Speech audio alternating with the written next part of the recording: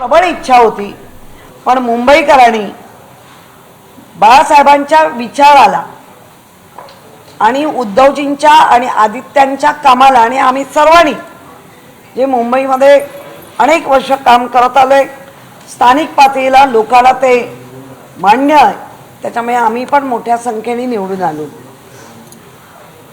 विरोधी पक्षाला पेसच द्यायचं नाही, हा जो काही त्यांचा प्रयत्न आहे त्या याच्यावरती बोलायला नाही दिला. आजचा प्रसंग म्हणजे जो सभागृहामध्ये जो एक दिवस आधी मेट्रो अख्ख्या मुंबईत मेट्रोनी सगळ्या मुंबईकरांचं जनजीवन विस्कळीत केलं आहे, धुलीमय केलं आहे, खड्डेमय केलं आहे, त्यावर जे घडलं त्यावर बोलायलाच दिलं नाही.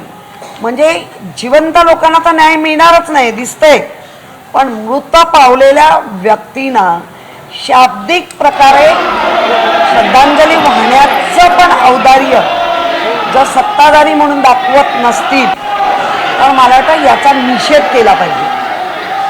ज्या प्रकारे हादसा घडला त्याच्यामध्ये बाहेरून आलेला जौनपूरवरनं आलेली व्यक्ती होती, जे जौनपूर मतदारसंघ